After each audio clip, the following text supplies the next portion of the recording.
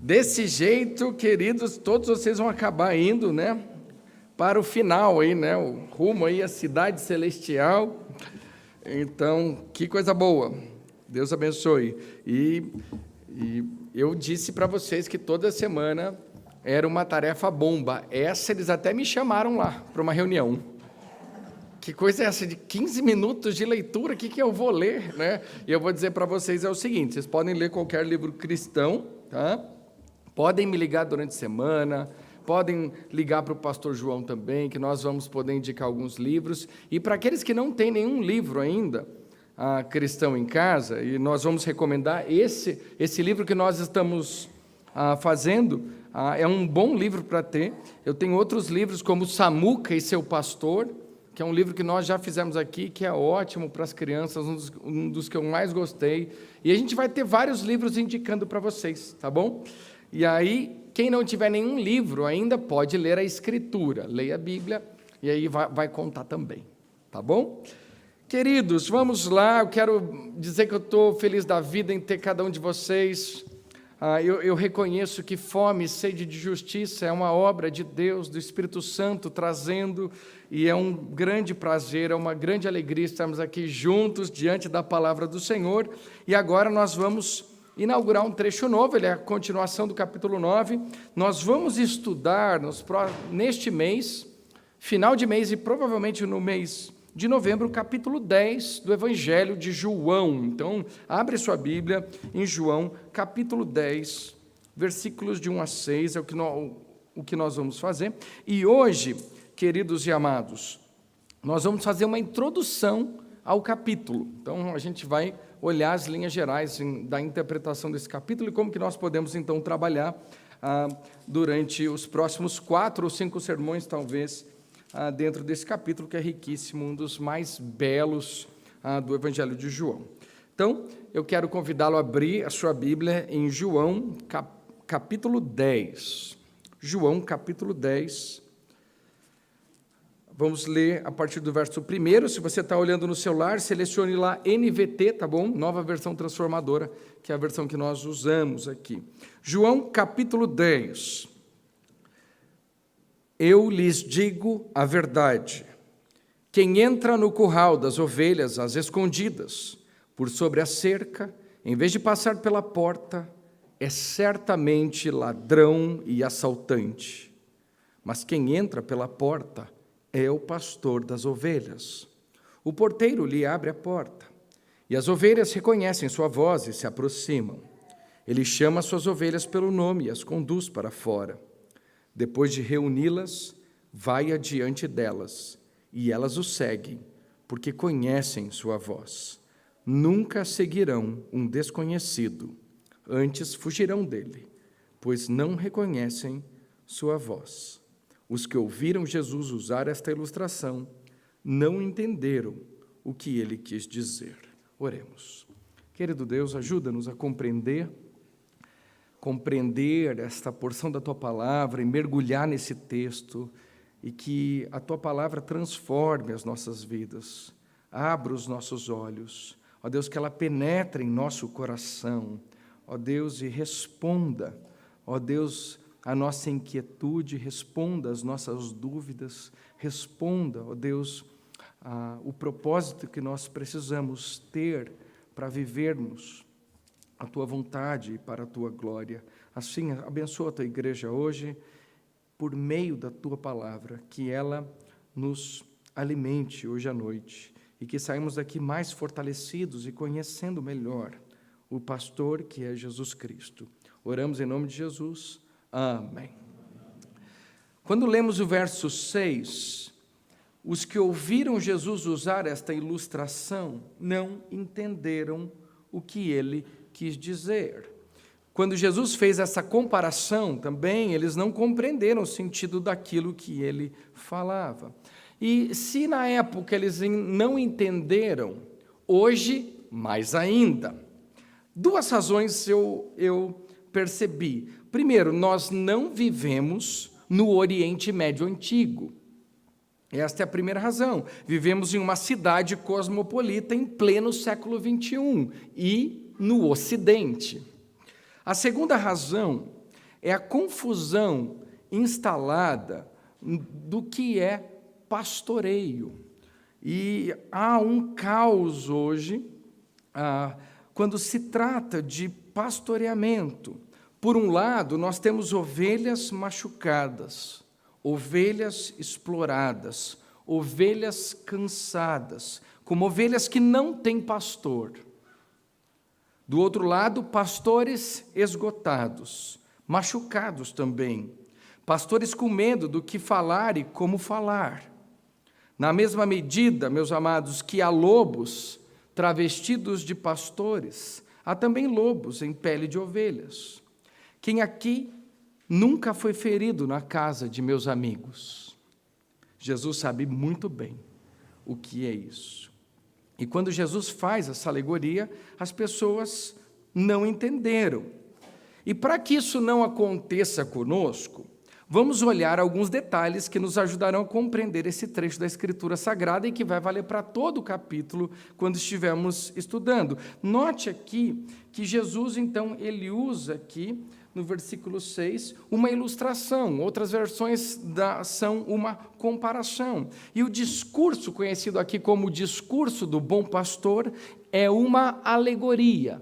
Então, nós temos uma alegoria. E uma alegoria não é uma parábola. Então, a gente vai precisar fazer a distinção, porque a alegoria é mais do que uma parábola. Essencialmente, a diferença entre uma alegoria, como essa aqui do capítulo 10, e uma parábola, se resume nisso.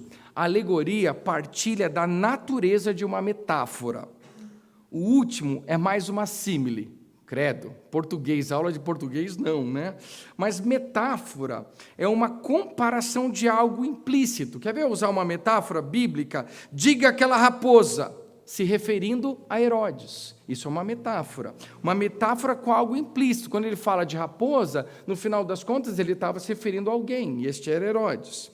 Símile é uma comparação que expressa a semelhança, e é diferente. Sua aparência era como de um relâmpago, e aí você expressa essa comparação.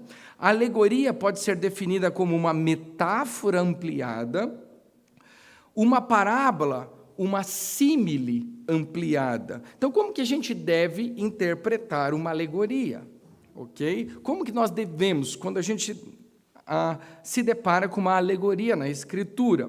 E para não cansar vocês, eu vou apresentar só a principal regra de interpretação. Existem várias regras que a gente precisa usar para interpretar uma alegoria. E a principal regra de alegorias é a seguinte: não se deve fazer tentativas de explicar cada traço ou característica dos símbolos. Quando, entretanto, o próprio Jesus ou a situação histórica concreta fornece a interpretação, essa elucidação deve receber o que lhe é devido. Então, cuidado, para a gente não ficar procurando, né? O que significa o curral das ovelhas? Ou quem é esse porteiro? E a gente fica tentando atribuir um significado a cada coisinha da alegoria. Isso é muito perigoso. Não se deve perguntar cada detalhe, o que aquilo representa, ou o que aquilo outro representa. A análise em excesso leva a interpretações incorretas. Então, a gente tem que ser simples. E o que nós devemos fazer, então? Devemos procurar a ideia principal. Quando nós temos uma alegoria, quando nós temos uma parábola, um pouquinho diferente, mas especialmente nas alegorias, nós devemos procurar não o que quer dizer cada detalhe dela, mas qual é a ideia principal. A ideia principal deve ser o foco, e eu quero convidar você agora a descobrir a ideia principal. Se você conseguir perceber, levante a mão e fale. Então vamos lá. Até aqui, no capítulo 10, em João, aqui, percebemos que Jesus ama e recebe rejeitados. Eu vou chamar eles de outsiders, né? Então, Deus ama e recebe rejeitados. Aconteceu várias vezes até aqui no Evangelho de João. Ele é conhecido como amigo de publicanos e pecadores. Os fariseus, o detestam, justamente porque ele ama e recebe pecadores ou rejeitados. E essa verdade é declarada ao longo das páginas da Bíblia, mas é especialmente clara em João capítulo 10. Para entender isso tão plenamente quanto deveríamos, precisamos fazer, então, conexão com o capítulo anterior. Então, queridos, nunca se esqueçam, toda vez que estamos lendo o texto bíblico, nós precisamos voltar para o contexto daquela passagem, tá? Como que nós fazemos isso? Lendo um pouquinho antes e lendo um pouquinho depois. Então, toda vez que a gente tem um versículo solto, o que você deve fazer? Ler um pouquinho antes e ler um pouquinho depois. E isso evita 80% de más interpretações, por incrível que pareça, né? Às vezes há tantas discussões em um versículo isolado, quando, na verdade, muitas coisas são resolvidas dessa forma. Leia um pouquinho antes e leia um pouquinho depois. Toda vez que alguém catar um milho, que eu chamo, né, e te lançar um versículo, leia um pouquinho antes, leia um pouquinho depois. Isso é sempre muito saudável lendo as Escrituras, porque cada texto está inserido em um contexto. E esse contexto faz parte de um contexto maior, que é o contexto do propósito daquele livro, daquela história, daquela carta. Ao mesmo tempo, está dentro das estruturas maiores do Antigo e Novo Testamento, falando com os judeus ou falando com a igreja, e isso envolvido no que nós chamamos da história da redenção da Escritura. Então, procure sempre olhar esse contexto. Estamos aqui na procura da ideia principal. Alguém já pode me afirmar o que aconteceu antes de João capítulo 10? Um cego foi curado, e é muito isso que a gente viu, né, nos nossos sermões anteriores, né? No capítulo 9, era sobre um cego que Jesus curou, e por causa deste testemunho, do testemunho que ele deu, ele foi... O que aconteceu com aquele cego? Ele foi expulso da sinagoga, ok? Pelos líderes religiosos, diferente dos pais dele. Há um contraste aqui dos pais que se mantiveram, mas ele, pelo seu testemunho, foi expulso da sinagoga. Hoje, com os nossos olhos ocidentais do século XXI, podemos achar difícil compreender o profundo impacto de ser expulso da sinagoga, mas o que aconteceu com este homem foi que ele perdeu tudo, se tornou um estranho, rejeitado por sua própria comunidade. Agora este homem não tinha mais família, agora este homem não podia frequentar mais os lugares que ele ia, porque ele não seria mais bem-vindo. Então, podemos entender o que lemos em João capítulo 10 está diretamente ligado ao rejeitado no capítulo 9. E essa é a primeira parte para a gente compreender. Mas a outra coisa que precisamos entender antes de olhar para este foco, que é o do capítulo. O que Jesus está dizendo nesses versos, não só as imagens de ovelhas eram usadas aqui, bem familiares às pessoas do campo, mas também familiar para os judeus como um símbolo que tinha sido frequentemente usado no Antigo Testamento. Então, quando Jesus ele apresenta a ideia de aprisco de ovelha e de pastor, aquilo era algo que remetia automaticamente ao Antigo Testamento. E então várias passagens do Antigo Testamento vão dar a ideia de pastor e ovelhas. E é sobre isso que nós vamos tratar nesse sermão, sobre pastores e ovelhas. Na verdade, houve inúmeras ocasiões em que os israelitas foram chamados de ovelhas e seus líderes como pastores. E essa alegoria aqui registrada em João, que começa no versículo 1 e vai até o verso 18, pode ser vista como sendo o cumprimento parcial de uma profecia bíblica, em Ezequiel, capítulo 34, versículo 23. Vamos lá para Ezequiel e olhar a profecia bíblica. Ezequiel, Jeremias, Ezequiel, isso aí. Capítulo 34.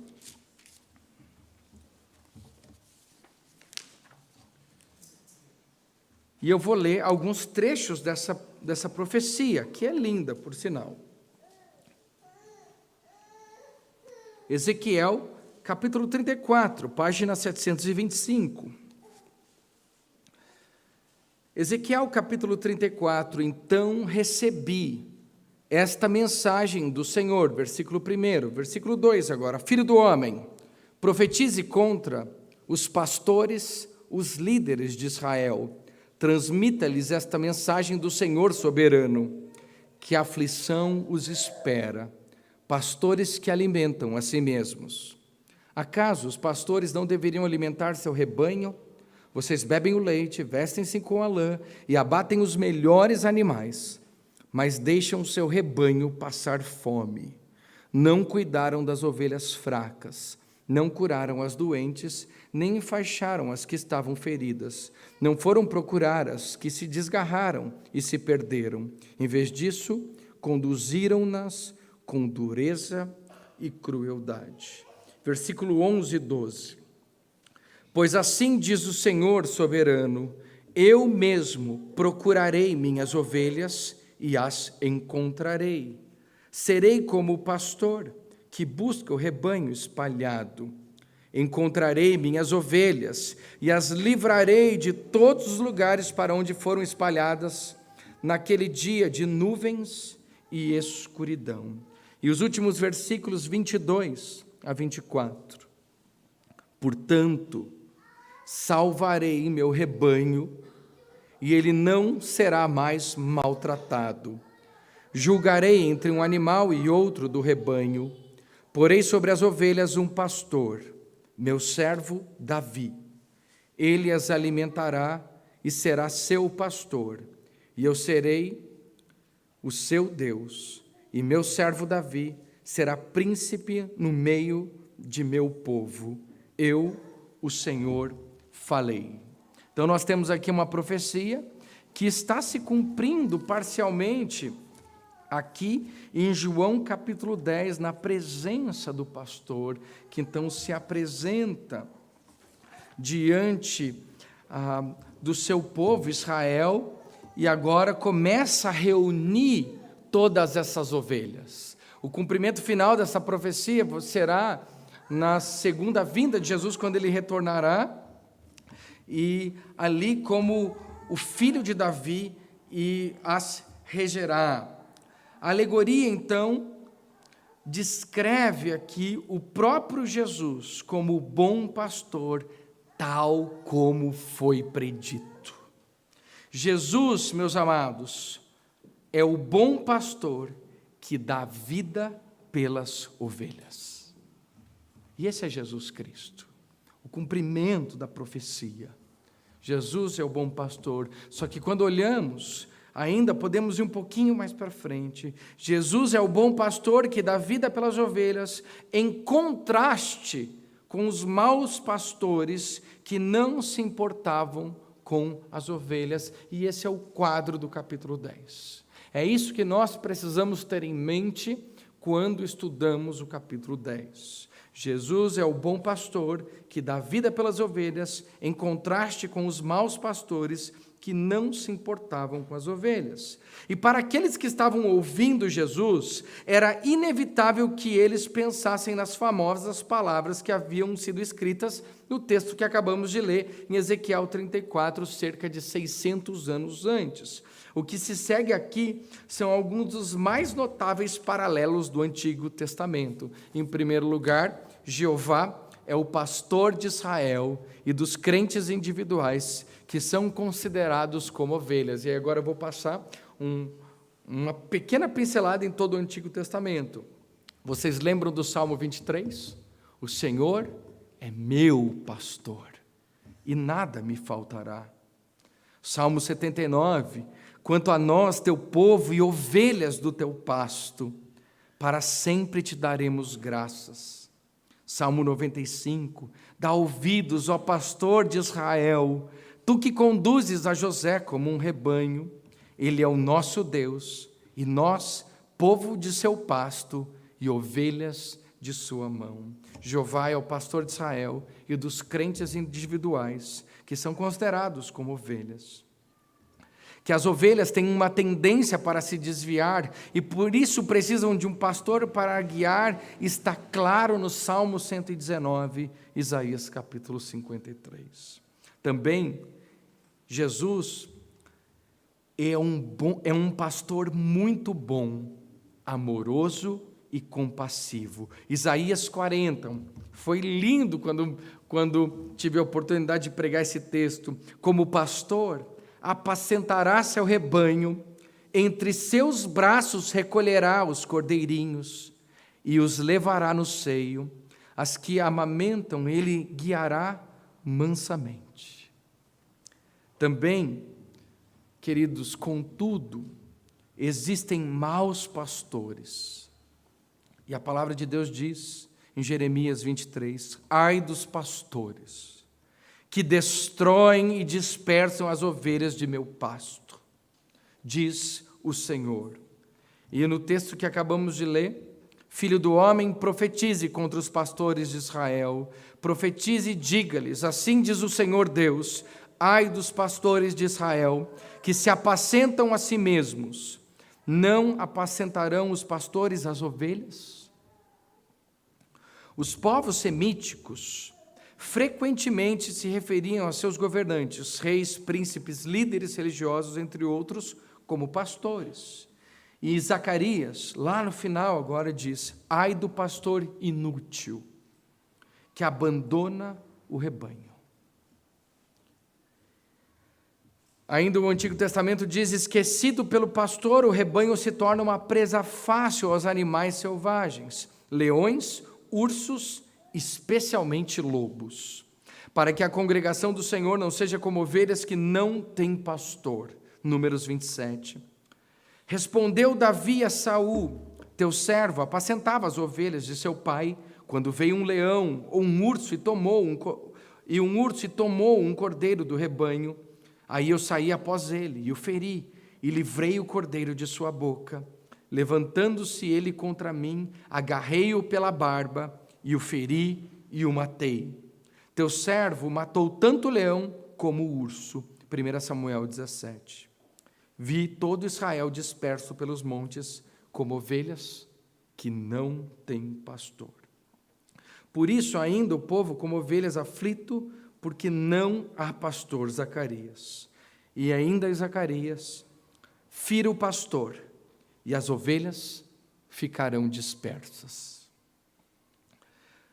Ainda, terminando o que o Antigo Testamento traz sobre o pastor e a ovelha, o grande filho de Davi, o Messias, será o único pastor do remanescente reunido, Israel e Judá, mas agora não mais considerado como separado. Quando a gente olha para o futuro, a profecia diz, suscitarei para elas um só pastor, e ele as apacentará, meu servo Davi, e que as apacentará, e ele lhe servirá de pastor. Em que o renovo justo aqui é contrastado com os pastores maus. Não é de se admirar que o maior rei, aquele que atuou como modelo para todos os líderes que deveriam seguir, foi o rei Davi, que começou a vida como pastor e muitas vezes viu a jornada da vida através dos olhos de um pastor. Agora eles olham lá no futuro e o filho de Davi há de se assentar no trono e reinar e apacentar o seu povo. O tema principal, então, em todo o capítulo, repito, é Jesus, o bom pastor, em contraste com os maus pastores. Sabendo isso, queridos amados, vamos aprender a identificar um bom pastor. Ficou claro para vocês que nós precisamos de pastoreamento. Como ovelhas e rebentos do Senhor, não podemos ficar sem pastor. Caso isso ocorra, nós seremos dispersos. E nós precisamos de pastoreamento, cada um de nós. Jesus é o bom pastor que dá vida pelas ovelhas. Vamos identificar, então, essas características de um bom pastor. Primeiro, o bom pastor entra pela porta. Ele é o pastor das ovelhas por direito. Tá. É vocês aí, pessoal, né? Pode passar para a próxima aí, tá? Né? Quem entra pela porta é o pastor das ovelhas, versículo 1 e 2. Eu lhes digo a verdade, quem entra no curral das ovelhas, às escondidas, por sobre a cerca, em vez de passar pela porta, é certamente ladrão e assaltante, mas quem entra pela porta é o pastor das ovelhas. E a alegoria que Jesus narra aqui só pode ser compreendida se nos reportarmos, entendermos a prática pastoril daquela época, naquela região específica.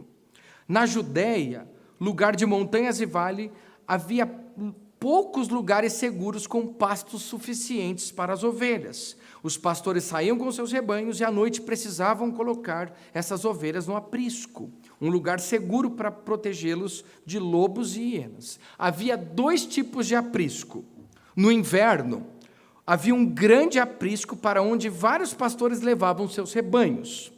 Então, todos os pastores da região levavam ele para um grande aprisco. Esse aprisco tinha uma porta forte que ficava trancada e a chave era confiada ao porteiro. No dia seguinte, o pastor chamava as suas ovelhas e saía com elas em busca de pastos verdes e águas tranquilas. No verão, os pastores ficavam com seus rebanhos nos campos, eles não voltavam, e os recolhiam a um pequeno aprisco de pedras. Esse aprisco tinha uma abertura por onde as ovelhas entravam e saíam, e o próprio pastor era a porta.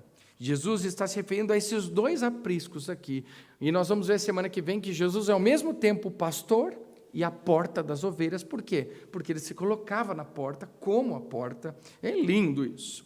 Mas, no primeiro aprisco, que é o que estamos tratando aqui, os ladrões tentavam roubar as ovelhas subindo pelas laterais, pelas paredes. No segundo aprisco, o próprio pastor servia de porta, como eu já disse. Portanto, um homem que quisesse entrar teria que subir por outro lugar. Assim também os líderes religiosos hostis a Jesus estavam tentando ilegalmente ganhar domínio sobre o povo. Eles impediam as pessoas de ir até Jesus. Eles impedem ainda hoje pessoas de lerem a Escritura, se colocando como verdade no lugar da única verdade, que é o próprio Senhor Jesus, que disse que eu sou o caminho, a verdade e a vida. Eles tentavam ganhar o povo por meio do medo ou da intimidação. Quantos líderes não fazem isso? Quantas igrejas não usam essa estratégia de intimidar? Se você sair daqui, olha o que vai acontecer com você. Mediante ameaças, expulsão da sinagoga. Queriam privar Jesus de seus discípulos. Portanto, eles eram ladrões e salteadores, e Jesus não tem medo de confrontá-los. Por outro lado, Jesus, que tinha sido certamente escolhido, enviado por seu Pai Celestial, aparece aqui na qualidade de pastor genuíno.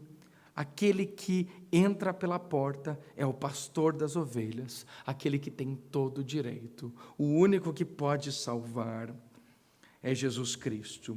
O caminho, a verdade e a vida. Então, Jesus é o pastor por direito, e esse direito foi-lhe assegurado pelo próprio Deus.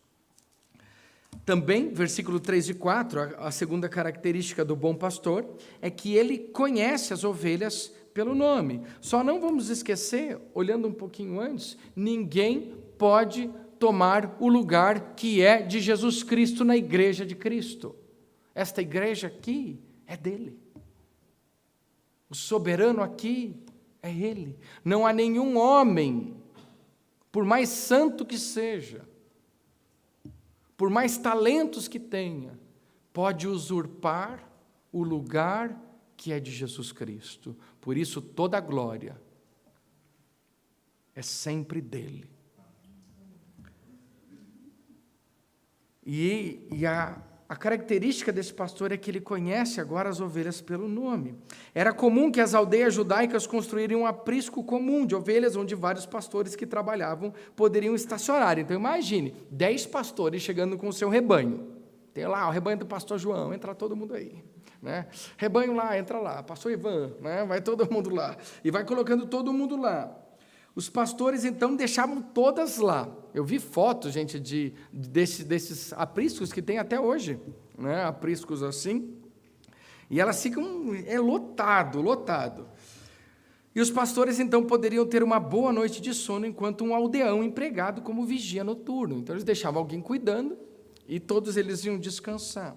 Quando a manhã chegava, o vigia abria o portão para os pastores e eles recolhiam seus rebanhos. Mas todas essas ovelhas de diferentes rebanhos estavam misturadas nesse aprisco. Como cada pastor saberia qual das ovelhas pertencia a ele? Fácil. Ele chamava cada ovelha pelo nome. Fulana, vamos lá, o pastor chegou. Vamos lá, se mexendo aí, vamos lá, todo mundo. As ovelhas reconheceriam a voz e seguiriam o pastor. Então, no meio começava a andar uma lá no cantinho, as outras lá olhando para cima, bem cara de ovelha, né? Ficava lá, né? E ela, opa! A gente pode imaginar, durante a noite o porteiro ficava com as ovelhas, mas o porteiro conhece o pastor, então de manhã quando ele ouve a sua voz, o que o porteiro faz? Abre a porta. O pastor chega lá, vamos lá pessoal. As ovelhas reconhecem a voz do seu próprio pastor. Elas não apenas escutam, mais ou menos inconscientemente, mas elas ouvem, elas obedecem, elas começam a andar, elas começam a vir. Isso é verdade com relação às ovelhas animais de fato. Até hoje é assim. O pastor fala, elas vêm, elas se mexem. Em um sentido mais elevado, isso fala conosco. Nós ouvimos ou nós escutamos? Porque se nós ouvimos, nós obedecemos. E está aí a diferença entre escutar e ouvir. As minhas ovelhas ouvem a minha voz, elas me seguem. E deve-se ter em mente que a realidade no reino de Deus predomina aqui, exatamente como um pastor do Oma, o Oriente Médio Antigo, ainda nos dias atuais. Ainda hoje, frequentemente, chama as ovelhas pelo nome. E foi feito um teste com alguns pastores, esses tempos, de vendar os pastores. E eles ainda conseguiam reconhecer as suas ovelhas. É incrível, mesmo vendado. E olha que elas parecem muito parecidas, né? Os pastores, eles não só reconhecem cada uma de suas ovelhas, como elas reconhecem que as ovelhas são animais úteis. Os pastores de Israel, eles não criavam ovelhas para o abate. Não tinha churrasco de ovelha. As ovelhas, elas davam leite e lã. Era basicamente a função. E isso permitia as ovelhas ficarem muito tempo com os pastores. Porque se elas só crescessem e fossem para o abate, dificilmente ele ia conseguir reconhecê-las tão bem. E as ovelhas também. Mas não, elas eram animais úteis. Mas para que produzissem lã, leite e cordeiros para aumentar o rebanho. O povo de Deus também deve ser útil a Deus e deve reproduzir, levando outros a Cristo.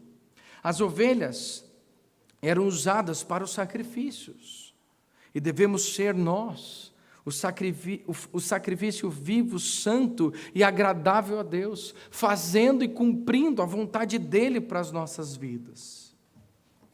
Mas, infelizmente, muitos pastores de hoje precisam escolher entre apacentar ovelhas ou entreter bodes. Já dizia Spurgeon,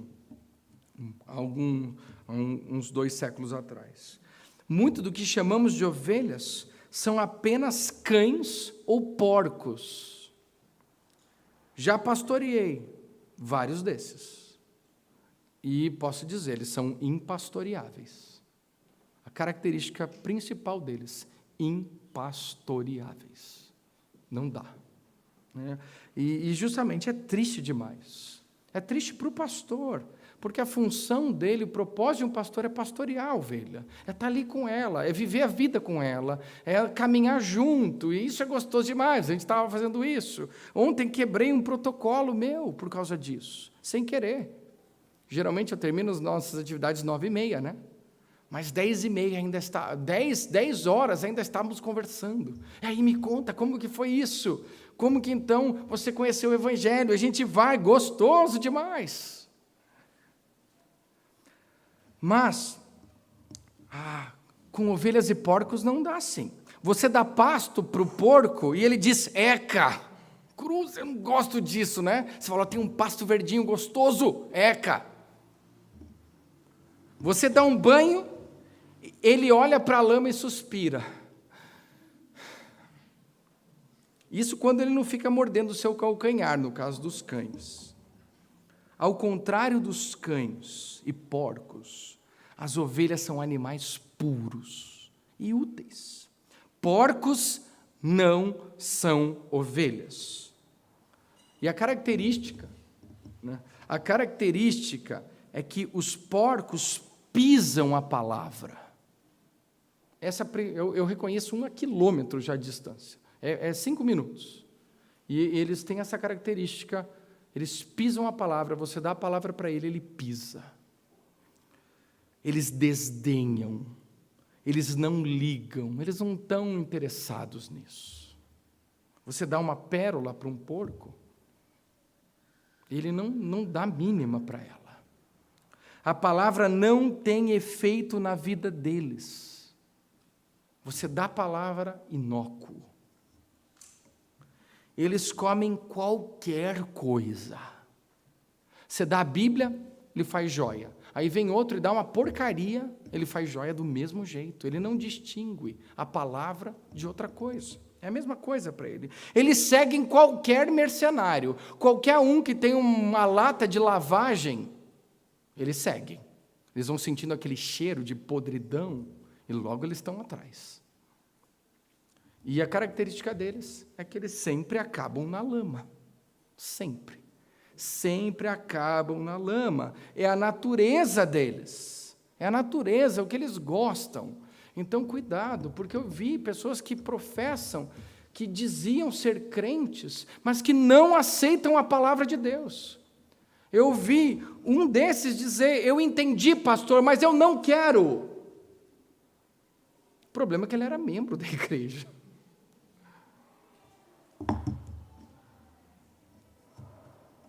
Porcos, também, meus amados, cães não são ovelhas. A palavra é alimento para as nossas almas, mas os cães sempre acham que o pastor vai atacá-lo. É assim, ó, o pastor chega lá na maior boa vontade, né? É como oferecer um pano para o cão. Toma a palavra. Você fica todo o tempo assim com ele. É um cabo de guerra com essas pessoas. É ou não é, gente? Alguns já reconhecem isso? Você dá a palavra, ele puxa. Aí você fica assim, brigando com ele, puxando aqui. Ele puxa lá, ele fica... Como que é, Léo?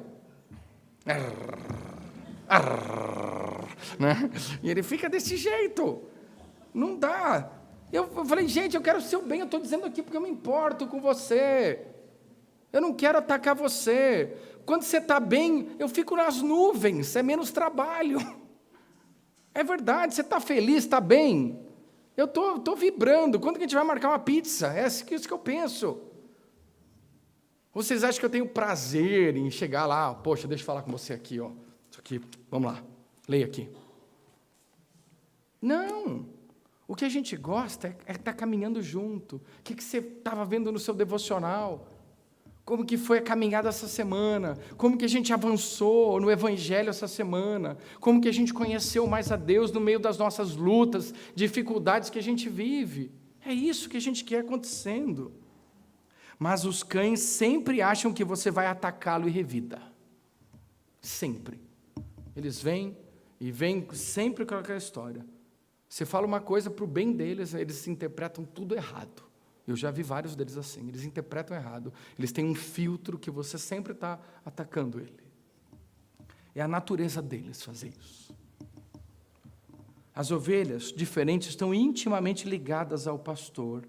As ovelhas precisam se arrebanhar, e o povo de Deus deve permanecer unido, não tem coisa melhor. Por que a gente tem essa preocupação, né, pastor, de ter vocês juntos? Porque ovelha é rebanho. A gente precisa estar junto, é quando a gente está junto que a gente serve. Comunhão é uma palavra séria para nós. Por isso a nossa luta, né, pastor? Para a gente não perder isso no meio dessa pandemia. Porque as ovelhas desgarradas são presas fáceis para lobos.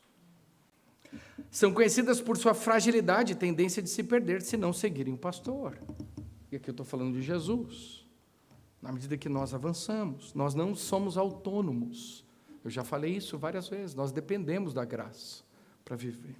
E normalmente são indefesas e precisam do pastor para protegê-las. Eu não posso, eu sou fraco. Senhor, me ajuda.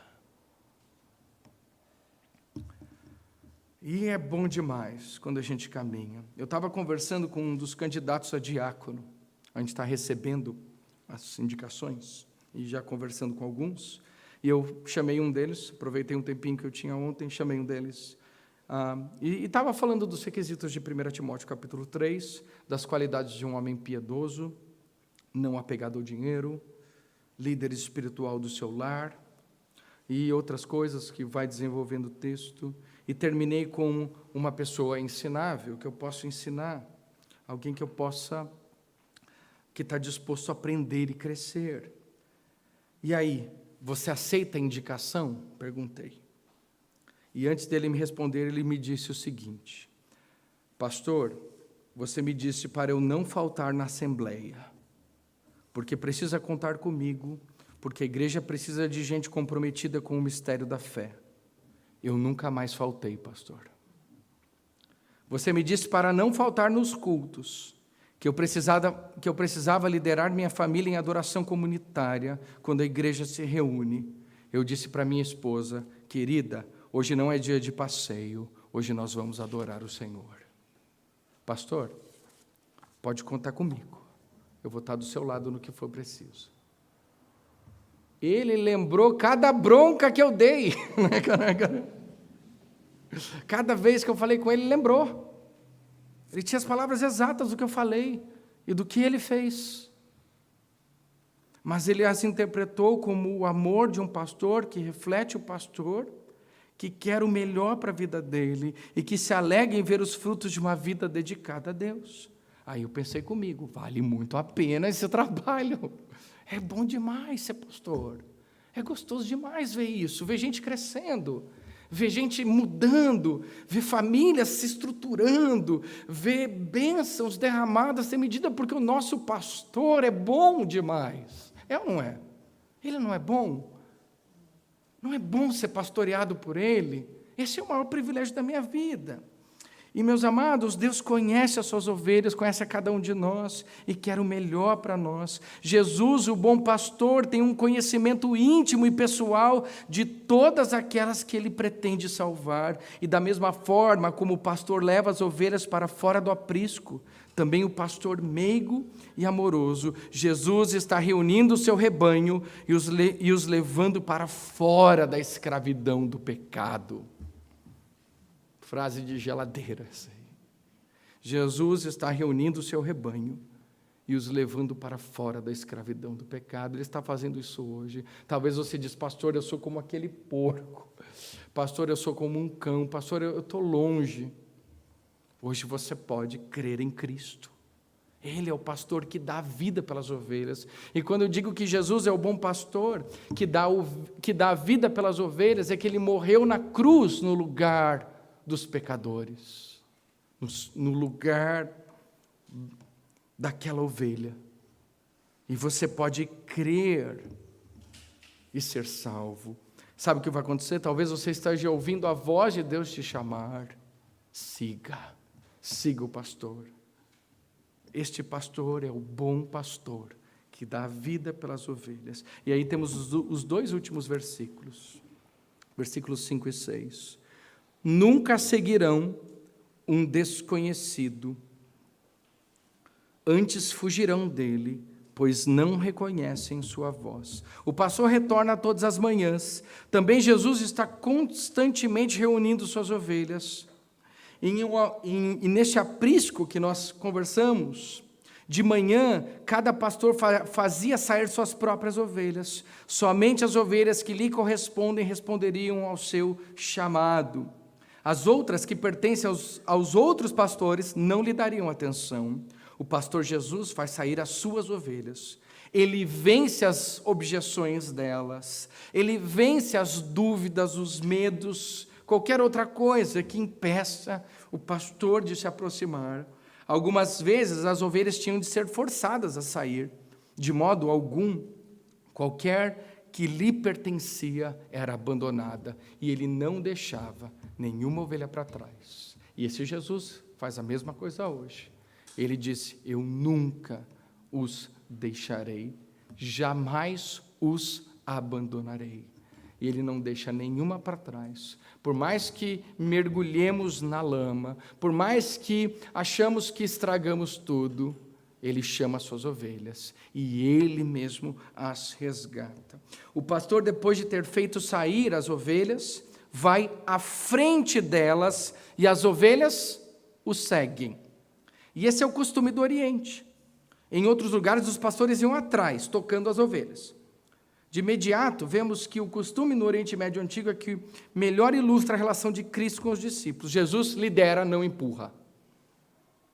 Isso precisa estar bem estabelecido aqui nessas relações sobre pastores e ovelhas. Jesus vai à frente, os pastores vão à frente, eles não vão atrás. Eles lideram por meio do exemplo e não por meio do chicote. Agora, se você não segue, aí você tem um problema. Aí o problema não é o pastor.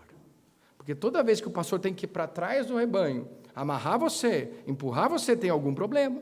Tem alguma coisa acontecendo. Aqui ele diz, vai adiante delas e elas o seguem, porque conhecem a sua voz. Isso tem que estar muito estabelecido. Hoje tem ovelha que não segue. Ovelha? Existe ovelha que não segue? É a minha pergunta. Existe ou não? Vamos ler o texto. Vamos ler o texto. Depois de reuni-las, vai adiante delas e elas o seguem. Por quê? Tem razão? Porque conhecem sua voz. Tem ovelha que não segue, só reclama. O pastor não veio atrás de mim, mas não é o papel dele. Ele vai à frente, não atrás. Deus não me deu o que eu queria. Eu não vou dar dinheiro, outros que paguem as contas. Eles têm que agradecer que eu apareço por aqui. Essa igreja não tem nada para o meu filho? Que pregação demorada. Não acaba nunca. Será que o pastor não sabe que tem jogo hoje à noite? A razão pela qual as ovelhas seguem o seu próprio pastor é dada pelas palavras, porque conhecem a sua voz. Na palavra de Deus, o verdadeiro pastor se dirige às suas ovelhas, elas reconhecem a sua voz e o seguem, isto é, confiam nele e lhe obedecem. Você obedece a Deus? Ou você desobedece a Deus? Ele lhe manda e você desobedece, vez após vez. E nem está nem aí para isso. Obedecem. O comando de Jesus é para ser obedecido. E aqui ele termina dizendo o seguinte: nunca seguirão um desconhecido. As ovelhas não seguirão a voz de um estranho. Quando Jesus pensa no cuidado amoroso, sempre vigilante e fiel, que ele estende aos seus e deseja contrastar com o egoísmo dos fariseus, que estão sempre buscando promover a glória de si mesmos e roubar seus seguidores, ele se denomina o bom pastor e os chama de ladrões e salteadores. Uma ovelha, normalmente, não segue um estranho. Por quê? Porque ela já tem tudo o que precisa com o pastor. O pastor supre o que ela precisa. Jesus é assim. Ele é um pastor perfeito, completo. Ele conhece as ovelhas pelo nome, ele conhece todas as necessidades das suas ovelhas, ele cuida delas, ele as apacenta. Por isso elas não precisam seguir o estranho.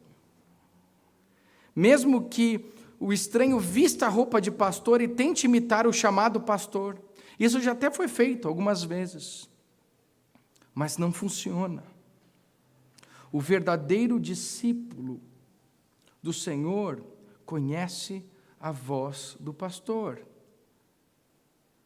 E ele se recusa a conhecer, note, ele se recusa a conhecer a voz de... Já aconteceu de você estar num lugar e ouvir uma coisa que fala, não, isso aqui não tem sentido, tem alguma coisa errada no que eu estou ouvindo. Hoje você pode me analisar. É só você comparar o que eu falo com o que está escrito. E eu amo isso. E eu quero que vocês façam isso. Eu quero que quando eu pregar aqui, tudo que eu diga esteja de acordo com a Escritura. Porque tem que ser assim, queridos. Talvez eu não estarei mais aqui, e nem o pastor João. Outros pastores vão assumir o nosso lugar. A igreja continua. E ainda assim, este púlpito estará sendo pregado o quê? A palavra de Deus. Não uma filosofia estranha.